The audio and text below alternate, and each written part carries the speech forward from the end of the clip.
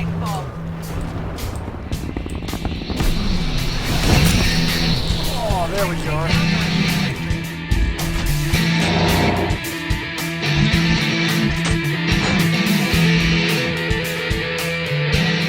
Good day there, once again viewers, this is your mate Kamikaze78 here, and folks, the wait is finally over with the drop of Respawn's sequel to its mech and pilot disco dance simulator series, Titanfall. And with the release of Titanfall 2, I wanted to have a chat about the game and how I think it is safe to say that Titanfall 2 serves as a shining example within the gaming industry as far as sequels and post-release content goes. But before we get into all of that fun stuff, I'm pretty sure it's safe to bet that there are some of you who are still on the fence surrounding this game, especially if you were, like everyone who bought the original game, disappointed with the amount of content in the said original game.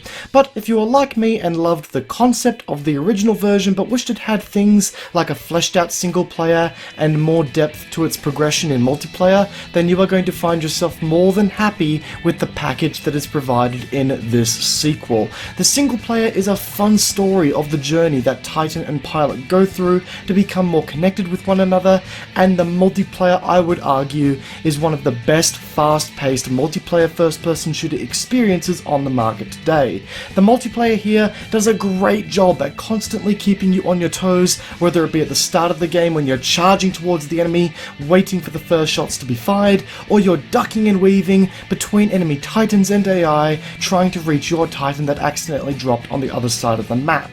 It's a constant rush that is sure to provide hours upon hours of enjoyment. However, while I could personally spend hours upon hours talking about all the good things about Titanfall 2, the reviewers have already done that for me, and I'm going to let the footage in today's video speak for itself. Today, I want to focus on how the game should set an example for the rest of the industry.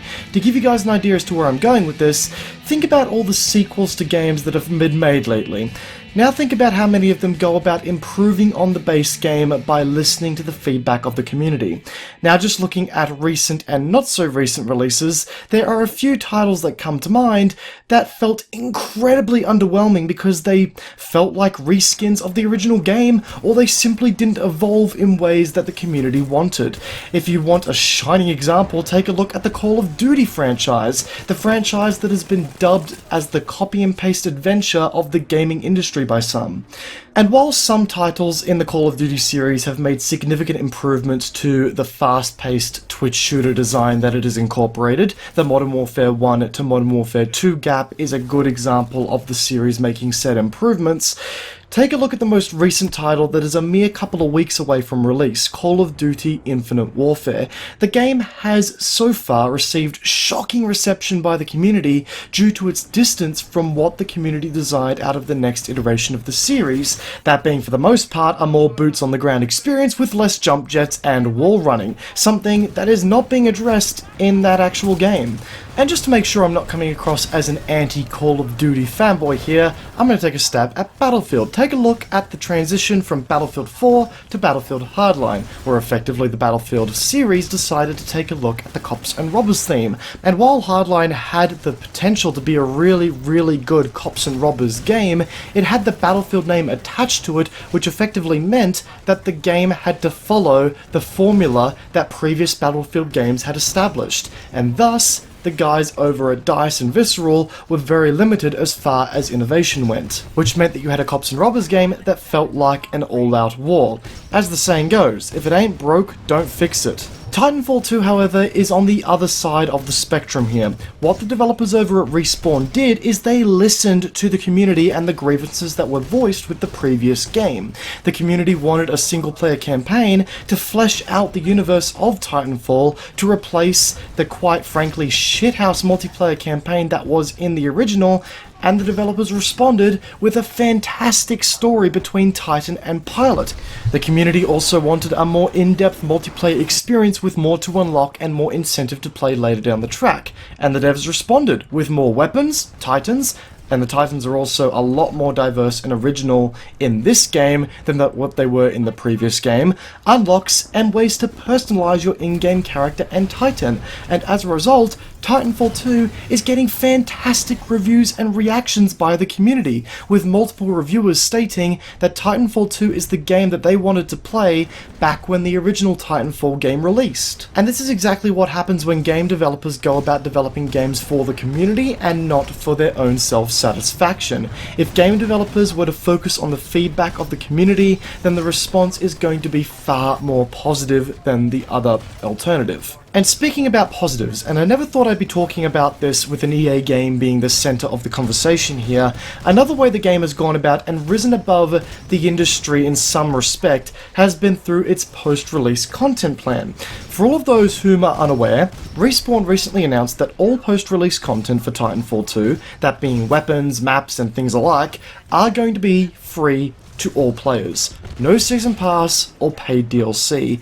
Thank you, Respawn. Finally, a company that understands the issues that come from locking your content behind a paywall. Every multiplayer game, and I mean every multiplayer game that incorporates new game modes or maps through paid DLC, runs the risk of fracturing the player base of the game between people who do buy the DLC and people who don't. And when more DLC comes out down the line, the community is once again fractured again and again and again, up until the point where the DLC owners have so much trouble finding games with the DLC content in play that they just resort straight back to the content that was available on day one, because the DLC stuff simply isn't being played. The community has been fractured too thinly to support said DLC. But in the case of Titanfall 2, that issue is completely avoided because everyone is going to be able to play and enjoy the same amount of content for free the day it comes out down the track, which is absolutely fantastic. All in all, Titanfall 2 has eliminated two of the biggest issues that we see with the gaming industry today in one swift stroke, that being its tendency to simply money milk renowned franchises with the intention of putting minimal innovative effort or completely ignoring the feedback of consumers, and its tendency to further money milk said franchises with DLC plans like season passes, where you have to effectively pre-order the DLC that all up costs the same amount of money as the original game to get the full experience. I'm looking at you, Star Wars Battlefront. As I said before, it in all honesty amazes me that this game also came from a company under the control of EA, especially considering its shocking job surrounding Star Wars Battlefront. But any progress is good progress, and I hope that Titanfall 2 serves as an example for the rest of the industry about how to handle DLC and sequels to franchises.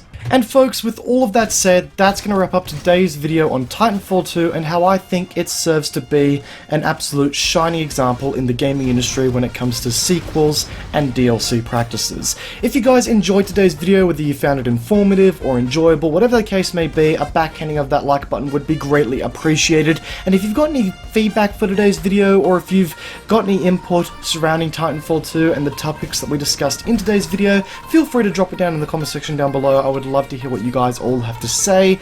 And if you guys find yourself backhanding that like button and you're new here, why don't you run and backhand that subscribe button whilst you're at it to keep up to date with the content in which I'm releasing here. I'm going to PAX Wars very, very soon, guys, so you'll be expecting a lot of content from that once that rolls over. Once again, guys, hope you enjoyed today's video. Peace out, and I'll be seeing you guys next time. Have a good one.